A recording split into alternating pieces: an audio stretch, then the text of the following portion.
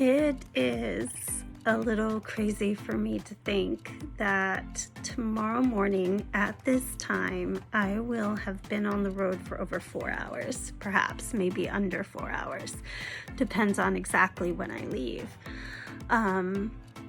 Today, Sunday, February 27th, is about celebrating a birthday in my family. So I have that, and I have a lot of packing to do. But in my head, what I've started to think of is, okay, Sunday this, Monday that, Tuesday. And as I began to reflect on each day and what's necessary for each day and keeping things really, really simple, clothing-wise, all things-wise, I began to reflect on the moment, even the inklings of this trip began to make their way into my awareness. And then the last part of the trip is going to be spent with some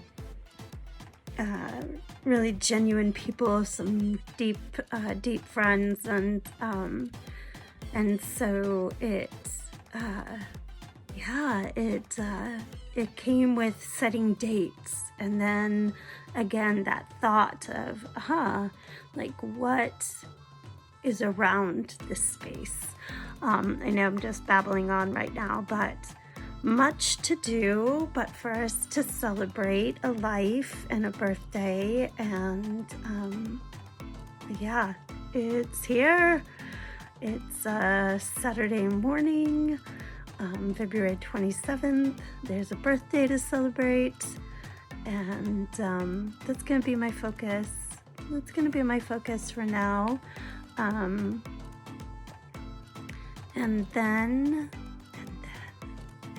if you could see the flip side of this room, there's like stations in different places with different things that will be all pulled together by the time that I go to bed. I am, when I'm gonna drive, I don't know about you and what your preferences are. So when I know that there's a good drive in front of me, because a family up in upstate New York, and I had been doing some programs in Massachusetts. But when I know that there's a drive in front of me, I'm the kind of person I would rather like go to sleep, but then wake up at like 1 o'clock in the morning and just get on the road. So I'm not waking up at 1 o'clock in the morning. I'm waking up at 2, around that time, and getting on the road. I just, in my life, those early morning hours, whether it's a day like tomorrow where I will intentionally get up early and to drive and get some hours behind me, or it's just in my life, there really is something about the quiet of the morning, the song of the birds. I'll never forget during my 200-hour teacher training, I did it in a 3-week immersion. And a couple of us got up early to do a prayer together. And I remember sitting there in the dark and listening to the song of the toads, and how with the rising of the sun, it shifted, and how all the sounds of nature shifted in those moments. And that was like 6 years ago, but those memories really stay with me. And so, I am sure people who enjoy the night have similar experiences as I do in those early morning hours. So it's really about learning your preference, right? And knowing what practice works for you, knowing your body, knowing your life, and in that knowledge, then making a choice out of discernment to touch what your truth is and to flow. with that, because sometimes you can see a post and see people waking up at a certain hour and it's really early and it sounds super spiritual that they're doing that. And I don't attribute that to myself. I just know what my preferences are, and I allow them to be my preferences, and I walk with them. And so, yeah, it is Saturday, and tomorrow morning, on Sunday, lollipop, as my daughter calls it, and I, sadly not Basil, oh my gosh, as I was going to bed last night, our 14-year-old son plays the cello, and I will brag on him a bit, he's really talented. And so I heard his cello floating into the house, the house was being filled with music.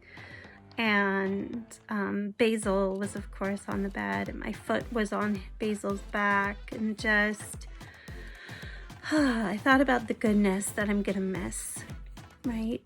I thought about the cello music, and I wondered about today, asking him, he hates being recorded, but I was gonna see if I could record him playing a little bit, even if it's just on a voice memo with no video. And I will show you. So when I was going through my yoga therapy training and was away for weeks on end at times during my residencies, my daughter got me Basil 2.0. And I'll show you that. He might have to be my co-pilot. I'm looking up at him. Without the real Basil, I might need Basil 2.0 to be my co-pilot during this trip. So that's a good reminder, a good note, as I have this whole list of things that needs to get packed, to remember Basil 2.0. I hope your Saturday is full with wonderment and beauty, and that you're acquainting yourself with yourself as you are and how you are. Claiming and reclaiming life and body, breath and being is such a pillar of Mongoliso living. And we can do that every day, and several times throughout a day, just to pause, to notice our sit bones, to notice our body, our frame in space. I like bringing the palms of my hands to my knees and rolling my shoulders down my back and lifting through the crown of my head, the top of my head. And I love the sensation of intentionality within the framework of my body. And then from this place, this stance, allowing breath to flow longer and deeper. And so breathing in and breathing out, and taking some breath cycles to just pause and give myself a chance, a moment to be present to this moment, to myself. If you're wondering what this is, it's a compass. I have another one. People give me compasses. It's funny, but I have another one. What does it say? I love it. It's a compass, but then on the back it says, I'm exactly where I'm supposed to be. I love that one. It's a compass, and then there's another little disc underneath it. And I'm exactly where I'm supposed to be. And so for me, being in this stance and taking some cycles of breath, I will miss Basil, I will miss my children, I'll miss my home. And yet I know that this space in me, that needs to feel, that needs to go sometimes, also creates within me the spaces where when I come back, I'm more, right? I'm more. Find those spaces for you. Take the time for you. It might not be a car camping trip, But whatever it is, I take those spaces every day. Simply, even if it is pausing, hands on my knees, shoulders down my back, head lifting towards the ceiling, and just this. I do this in the morning, in between clients, when I'm tired, when I just need to focus in. Find those things that help you to focus in. Try this. Try lots of things. Find what works for you. Acquaint yourself with yourself as you are, how you are. Claim and reclaim spaces of your life that can